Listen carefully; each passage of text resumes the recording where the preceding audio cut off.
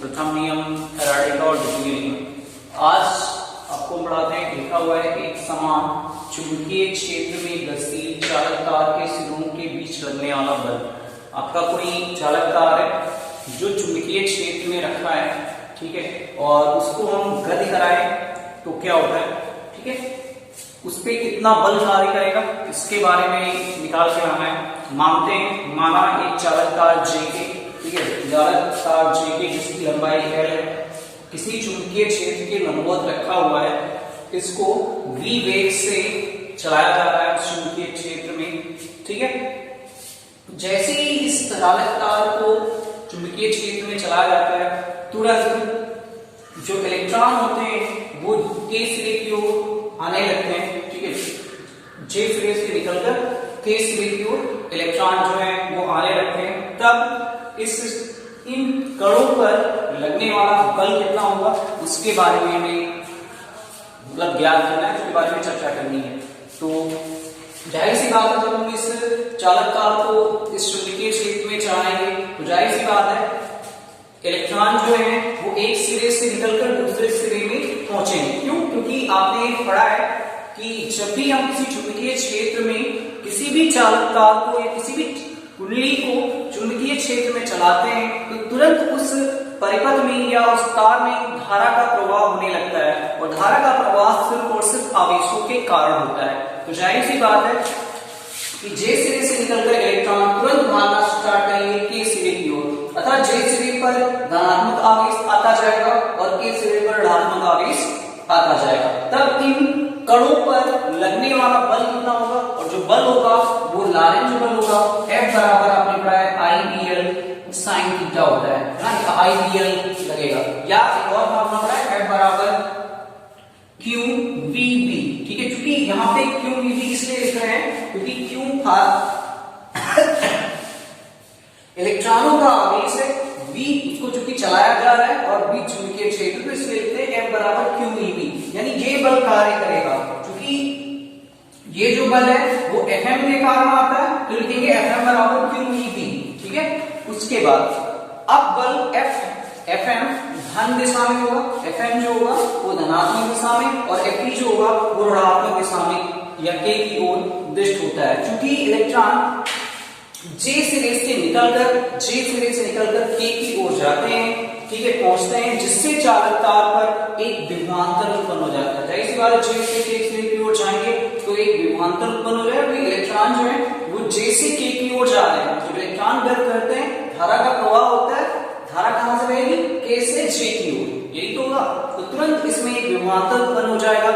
तब इस चालक तार के सिरों पर वैद्युत क्षेत्र के जाएंगे तो E बराबर आपने फॉर्मूला पढ़ा है B अपॉन L, ये होता है, मतलब ये हो गया समीकरण नंबर फर्स्ट, क्योंकि L यहाँ पे लंबाई है और B उस चालक तार में उत्पन्न विभवांतर है। इस वैद्युत क्षेत्र, ठीक है, जो भी आपका ये वैद्युत क्षेत्र है, इस वैद्युत क्षेत्र की जो दिशा होगी वो किधर की होगी, इस वैद्युत क्षेत्र की दिशा इधर की होगी। जाहिर सी बात है, आप जानते हो वैद्युत क्षेत्र की दिशा धनात्मक से ऋणात्मक की ओर होती है। धनात्मक आपका क्या है, जे सिरा, ऋणात्मक क्या है, के सिरा, जे से के की ओर इसकी दिशा होगी। तब Q आवेश पर Fe बल आरोपित होता है, अतः Fe इज इक्वल टू होगा, Fe इज इक्वल टू लिखेंगे QE, ठीक है, ये हो जाएगा Fe बराबर QE, समीकरण नंबर 5 या आगे बढ़ते हैं। उसके बाद जैसे जैसे, ठीक है, जैसे जैसे तार के सिरों पर इलेक्ट्रॉन पहुंचते जाएंगे, जैसे जैसे जो तार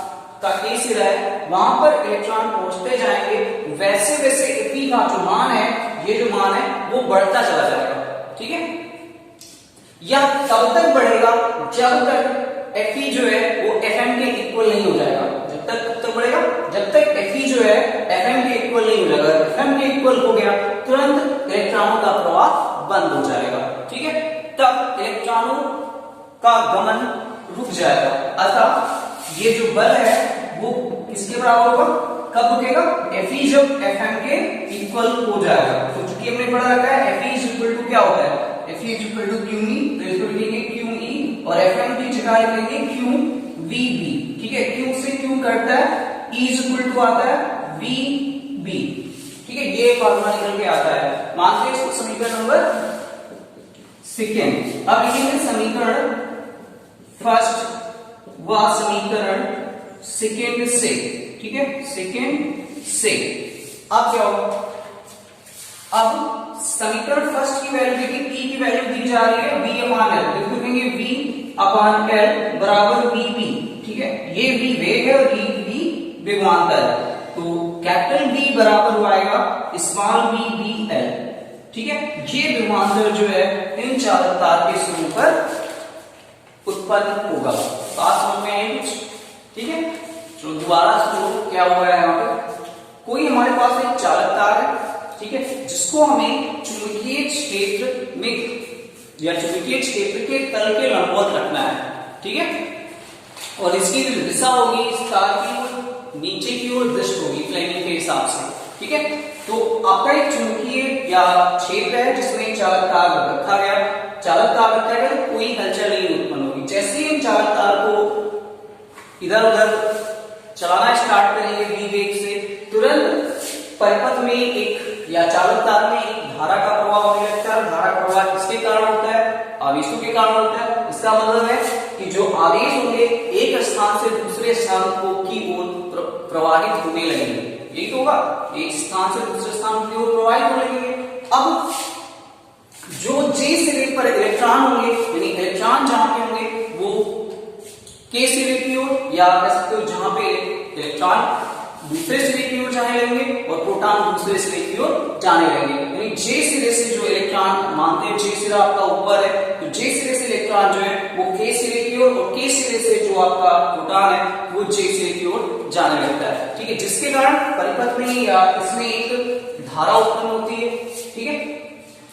अब जब इलेक्ट्रॉन जो है J सिरे से K सिरे की ओर गए तो उन पर बल लगा होगा, लारेंज बल लगा होगा, तभी तो वो K सिरे की ओर पहुंचे। तो F जो बल लग रहा है वो Fm बराबर लिखते हैं QEB।